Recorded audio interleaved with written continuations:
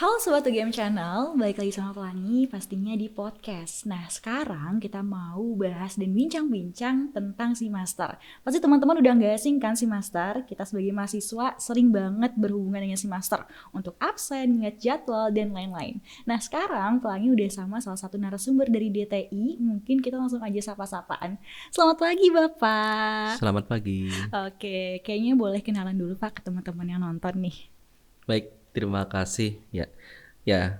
Untuk hari ini ketemu saya adalah Ahmad Aminullah. Saya sekretaris di Direktorat Teknologi Informasi atau DTI. Nah, nanti kita akan bincang-bincang terkait tentang Simaster Finex. Apa itu Simaster Finex dan juga fitur apa saja yang akan kita bisa gunakan. Nanti kita sampaikan sekarang. Oke, Bapak Amin ya Pak. Oke, kenalin saya Pelangi Pak. Dan di sini saya sebagai mahasiswa dari UGM, jadi cukup relate saya untuk bahas Simaster gitu. Nah, sebenarnya Simaster tuh sering banget kita dengar ya Pak. Tapi untuk Simaster Finex ini merupakan suatu hal yang cukup baru sih buat saya. Nah, kira-kira Simaster Finex itu apa sih Pak?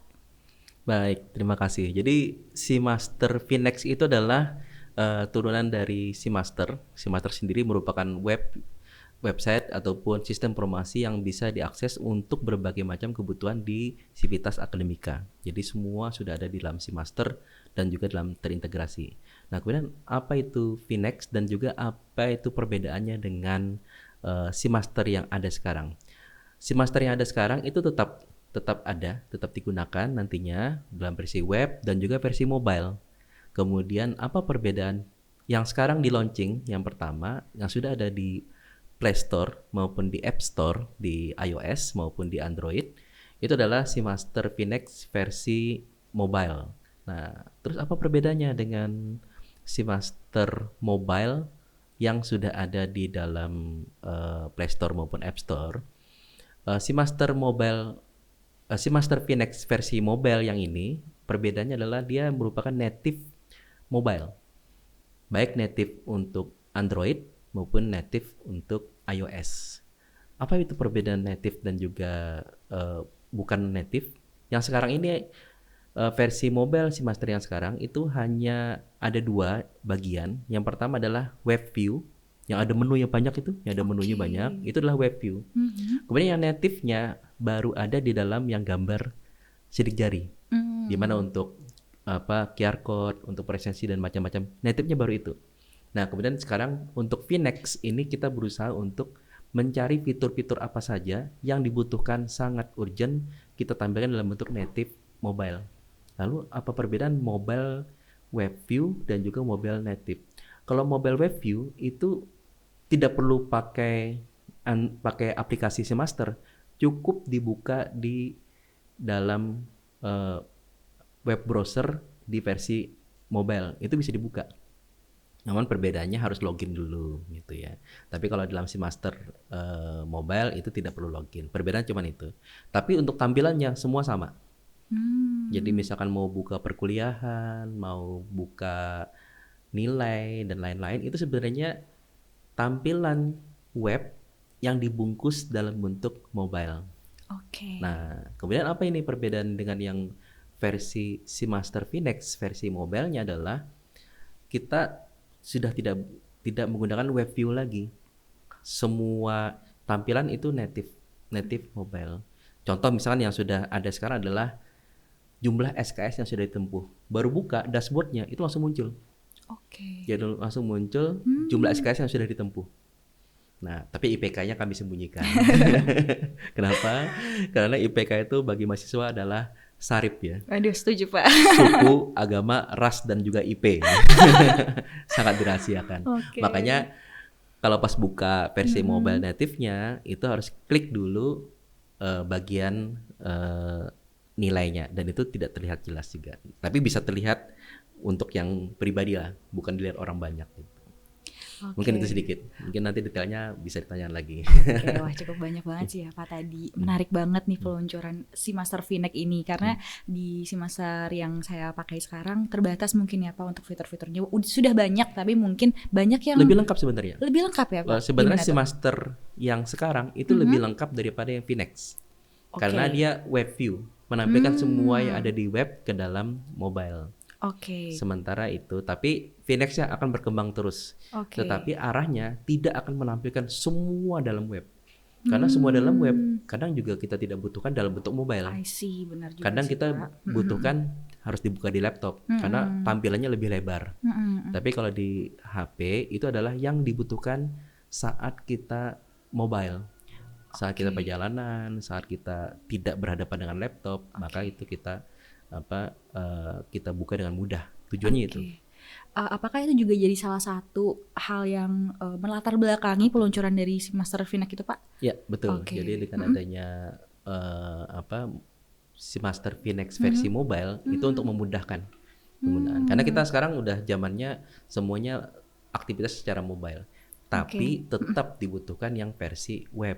Karena ada tampilan-tampilan yang membutuhkan tampilan web, di mana harus lebar dan juga besar dan tulisannya agak kecil-kecil, itu baru dibuka dalam web. Dan kebanyakan memang yang si Master sekarang tampilannya banyak yang butuh di laptop. Iya. Nah, nantinya yang memang sangat urgent, contoh misalkan daftar mata kuliah yang diambil. Itu kalau kita buka di web view di dalam mobile itu jadi pendek, jadi lebarnya jadi lebih kecil.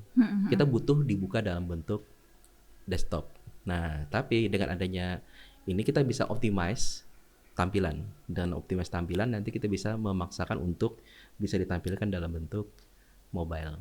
Itu arahnya. Oke. Nah, setahu saya nih Pak, si Master Phoenix ini bisa digunakan untuk staff dan juga mahasiswa ya Pak? Betul, ada 2 versi. Ada 2 versi ya. Nah, Ya. di 2 versi itu fitur-fiturnya kira-kira ada apa aja sih Pak yang bisa kita manfaatkan? Oke, sebelum masuk ke fitur, saya belum informasikan lagi, lupa tadi. Boleh, Pak. Informasikan bahwa sudah ada dalam App Store dan juga Play Store. Jadi sudah ada. Jadi dua-duanya udah ada. Versi staff dan juga versi student. Sudah bisa di-download sama teman-teman ya Pak ya? Sudah bisa download. Oke, kemudian untuk fitur, mungkin yang student dulu ya, karena ini yang berhadapan dengan student ya. Boleh. Oke, yang pertama itu tadi sudah saya sampaikan sebelumnya bahwa bisa melihat dashboard, di mana dashboard itu dashboard itu adalah suatu tampilan bagi seorang pengguna yang dibutuhkan saat ini dan mudah diakses. Seperti WhatsApp ya. Apa sih yang kita butuhkan di WhatsApp itu? Chattingan terakhir. Makanya muncul adalah chattingan terakhir selalu muncul di depan. Tapi di sini apa yang dibutuhkan? Sebenarnya ini kita bisa diskusi juga ya, atau mungkin mahasiswa juga bisa kasih saran-saran ke kami di kolom komentar nanti. Komen ya guys. Nanti bisa di kolom komentar, persilakan ya untuk memberikan fitur-fitur apa sih yang sangat-sangat dibutuhkan oleh mahasiswa gitu. Betul. Nah, tampilan di sini adalah jumlah SKS yang sudah ditempuh. Oke. Langsung muncul di depan.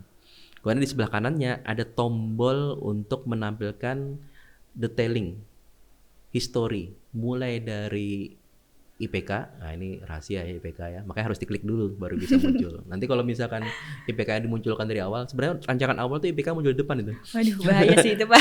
Langsung muncul 3,99. Nah, itu keren kalau 3,99. Mungkin tunjukin terus tuh kalau Iya, ya. 3,99. Tapi kalau 2, mungkin disembunyiin terus ya. Aduh. Nah, itu diklik dulu. Diklik nanti muncul grafik, nanti bisa ditampilkan mungkin ya. Nanti ada secara visual menampilkan grafik histori kenaikan IPK misalkan. Kemudian jumlah SKS. Kemudian dan juga ada pie chart di mana berapa SKS lagi yang kurang untuk diambil perkuliahannya. Itu yang pertama. Kemudian yang kedua ada informasi. Jadi ada informasi penting, dia selalu warna biru muncul. Kemudian ada informasi yang selalu berubah, nanti berupa sliding dan macam-macam. Berikutnya ada EKTM. Ya, EKTM nanti mungkin ya akan berkembang terus ya, entah ditambah QR code dan macam-macam. Sebenarnya kita bisa menambahkan berbagai macam fitur nanti sesuai dengan kebutuhan yang diakses secara mobile. Diakses secara mobile. Kemudian berikutnya ada informasi beasiswa, kemudian dashboard nilai, kemudian studi. Nah, yang utama adalah jadwal kuliah. Nah, jadwal kuliah sebelumnya kita harus langkahnya panjang, ya kan? Untuk menampilkan jadwal kuliah kita harus buka si master, kemudian menu perkuliahan, buka jadwal kuliah. Jadi panjang prosesnya. Tapi kalau dengan adanya versi mobile si Master Phoenix Native itu kita tinggal buka tampilan depan, langsung muncul tombol jadwal. Dan Oke. tombol jadwal itu kita bisa klik 1 minggu ke depan jadwal kita apa saja. Kalau misalkan bagian akademiknya mengganti jadwal kuliah pun muncul di sana sebenarnya. Jadi kita bisa tahu ada perubahan-perubahan jadwal yang sudah dilakukan oleh bagian akademik maupun dosen. Jadi semua itu yang untuk student bisa. Atau student dulu kita diskusi butuhnya apa misalkan. Atau kita lanjut ke yang staff. Mungkin cukup sih Pak, karena itu membantu banget ya bagi saya mahasiswa, informasi tentang SKS. SKS pasti udah juga, ada. Yang saya tahu tuh ada penjadwalan dengan dosen juga ketika Penjadwalan dosen sedang proses. sedang proses, tapi akan pasti ada gitu ya Pak? Pasti, karena Oke. itu bagi saya dosen itu juga jadwal bimbingan, Betul. jadwal apa ya, ketemu dengan mahasiswa untuk bimbingan akademik maupun bimbingan skripsi maupun tesis itu sangat dibutuhkan oleh mahasiswa. Setuju sekali. Dan itu bisa dijadwalkan di sana. Sebenarnya yang pengen saya munculkan untuk mahasiswa adalah diskusi bimbingan. Wah, betul. TA, skripsi. TA, ya. Kenapa? Karena history itu kadang-kadang dosen lupa. Manusiawi sih ya Pak. Lupa ini apa ya? Bimbingannya apa udah ya. Terus sudah bab berapa? Bahasannya apa? Oke. Atau jangan sampai nanti mahasiswa dirugikan dengan sudah pernah direvisi. Direvisi diminta kembalikan lagi. Nah, itu yang paling sering terjadi nih. Iya. Sudah mulai skripsi belum? Wah, masih jauh sih Pak. Ya. Masih jauh. Nanti ngalami. Aduh. Saya pernah ngalami. Saya juga pernah mungkin lupa juga. Jadi mohon maaf kalau ada yang salah-salah ya mahasiswa. Jadi kadang-kadang saya lupa gitu. Kayaknya udah pernah saya revisi, terus ternyata muncul lagi. Nah, itu kalau ada dengan dalam sistem secara mobile, itu mahasiswa bisa klaim, mohon maaf Pak, dulu pernah direvisi kok dimunculkan lagi. Nah, itu kan ada bukti tertulisnya juga ya Pak mungkin. Ada bukti tertulis itu. Jadi kadang-kadang kita mahasiswa tuh cuma bawa lembar konsultasi. Oke. Nah, siapa yang baca? Banyak macor. Iya. Gitu. Kalau ini suatu saat mungkin akan didigitalkan. Walaupun sebenarnya si master tuh punya loh sudah. Oh iya. Si master itu punya menu untuk bimbingan skripsi. Ada, cuman nggak pernah digunakan. Oh.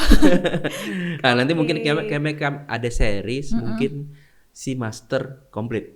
Nanti menu si master komplit. Jadi si master tuh banyak banget. Salah satunya memang ya ini fitur bimbingan itu nggak pernah digunakan.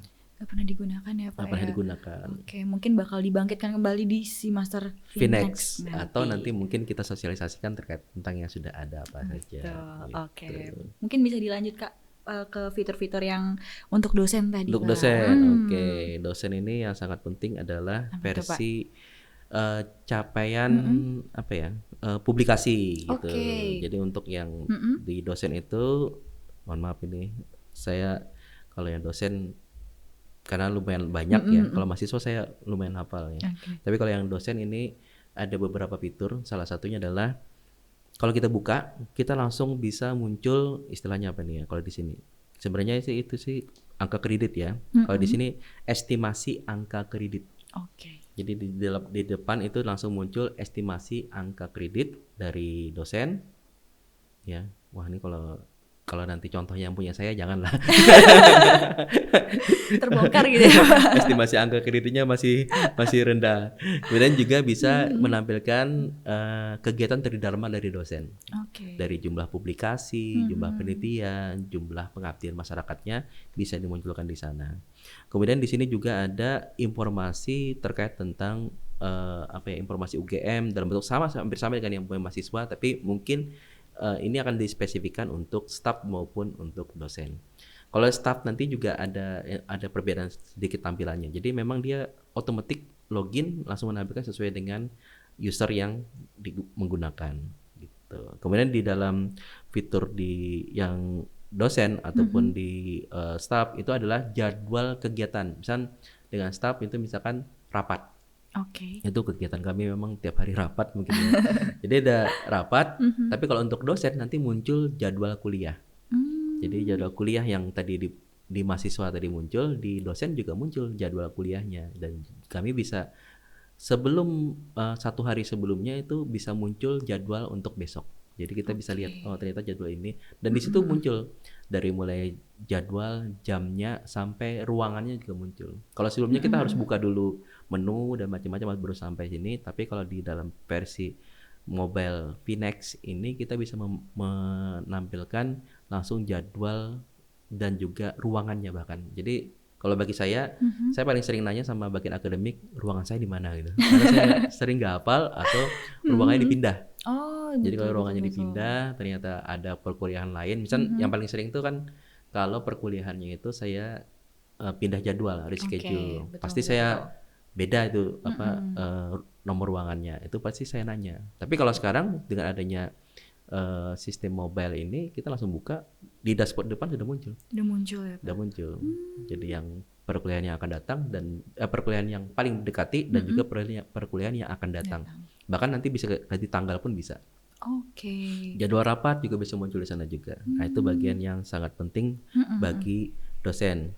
Kemudian di dalam dashboard itu nanti muncul bagian Tridharma, kegiatan Tridharma dosen serta presensi. Nah, ini sebenarnya yang agak berbeda di sini di bagian presensi adalah kalau kami itu paling lupa presensi setiap hari. Oke, lupa ya. Kadang-kadang lupa. Nah, dengan sistemnya ini kita menyiapkan presensi secara otomatis. Jadi Seperti apa tuh, Pak? Jadi kalau dosen itu, kalau dari staff itu kita ada jadwal harus masuk itu misalnya jam 7.30, misalnya jadwalnya 7.30. Iya. Jam 7.25 masuk area UGM, dia langsung otomatis deteksi posisi GPS kita tanpa harus ngeklik apapun. Oke. Jadi langsung notifikasi, langsung masuk, dianggap sebagai kehadiran. Karena kita memang hadir kan, cuma lupa ngeklik saja. Tapi dengan ada fitur ini kita langsung otomatis bisa mendeteksi posisi kita di area tertentu. Kemudian nantinya kita bisa langsung presensi otomatis. Nah, ini yang fitur yang sangat ditunggu untuk dosen maupun staff gitu. Betul. Nah, cuman memang perbedaannya versi iOS. Oke, gimana tuh, Pak? Versi iOS sangat strict tentang keamanan privacy. Salah satunya adalah posisi GPS yang selalu background. Nah, itu yang sementara yang belum bisa kita tembus perizinannya. Jadi harus ada perizinnya kalau. Tapi Android sudah tembus perizinannya. Jadi kalau yang versi Android makanya harus pakai harus HP-nya Android aja, enggak usah. Enggak. Ya sudah ada kok. Cuman memang ya itu terpaksa manual ngekliknya. Jadi biar fiturnya maksimal diharapkan pakai Android dulu gitu ya, Pak ya, untuk GPS tadi. Tapi untuk yang lain mah aman aja. Aman. Oke, bukan promosi untuk Android promosi ya. Oke, kemudian untuk presensi juga kalau presensi secara manual udah ada juga. Jadi sama dengan yang versi yang yang lama, yang versi itu. Kemudian versi notifikasi juga ada, notifikasi misalkan kita ada informasi berita, ada informasi waktu kita presensi, itu sama munculnya juga di versi mobile. Oke. Gitu. Sebenarnya terkait notifikasi sebenarnya ini juga yang bakal kita kembangkan lebih dalam. Kenapa? Karena selama ini kalau kita menggunakan mobile itu apa sih yang sangat bermanfaat bagi kita adalah notifikasi. Karena dengan adanya notifikasi kita tidak perlu harus ngecek setiap saat kegiatan kita. Misalnya WhatsApp ya, kita notifikasi itu kan sangat penting, muncul notifikasi bahwa berarti ada chatting. Kalau di sini kita bisa notifikasi berita, notifikasi kehadiran, notifikasi macam-macam itu bisa kita aktifkan. Nah, itu nanti suatu saat akan kita buat lebih komplit lagi dan juga lebih bermanfaat langsung kepada penggunanya nantinya notifikasi. Berikutnya ada rekap presensi. Juga bisa muncul di situ. Jadi kita udah tahu rekap presensi untuk dosen, pengumuman dan lain-lain. Iya, mungkin itu fitur-fitur yang sudah kita punyai. Oke, berarti yang notifikasi tadi berlaku juga nggak sih Pak di Seamaster untuk mahasiswa? Sudah kayak sama. Notifikasi nilai gitu muncul bisa ya Pak? Waduh. Atau mungkin kalau misalnya itu dimasukkan sebagai fitur yang dibutuhkan boleh juga. Gitu. Nggak menyarankan sih Mas ya, tapi lumayan. Tadi kalau biar kita nggak buka gitu ya, muncul notif lumayan membantu sih sebenarnya. Tapi kayaknya bagusnya versi orang tua deh. Aduh, bahaya sekali sih gitu.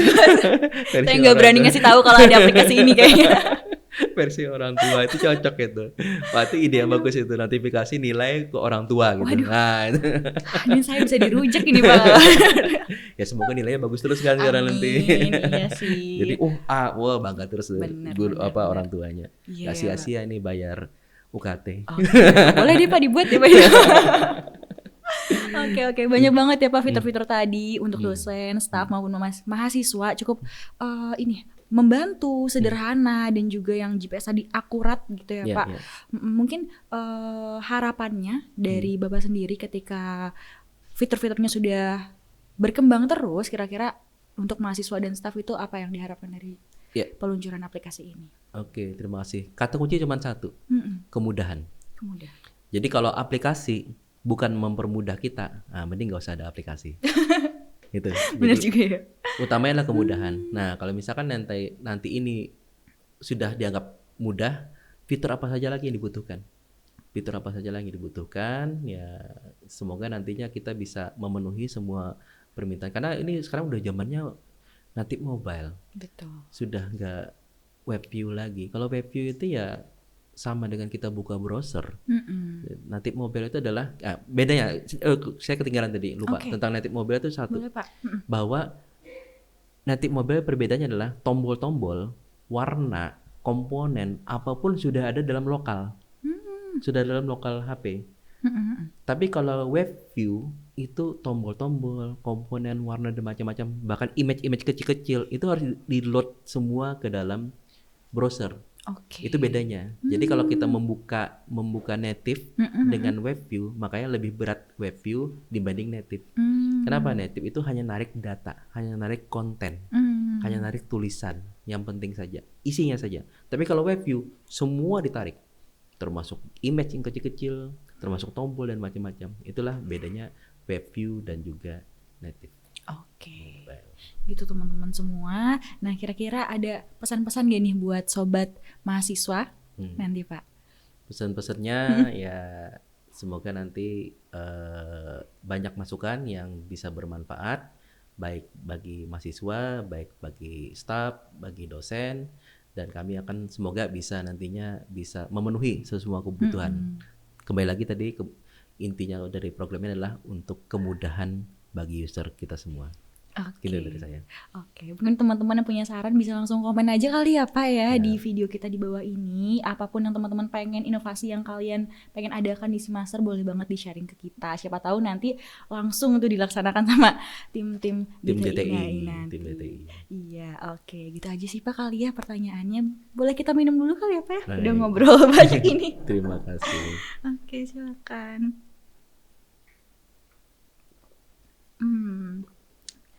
Segar sekali. Oke, kita say bye dulu kali ya Pak ke kamera. Yuk. Dadah teman-teman semua. Terima kasih. Terima kasih. Sehat semuanya.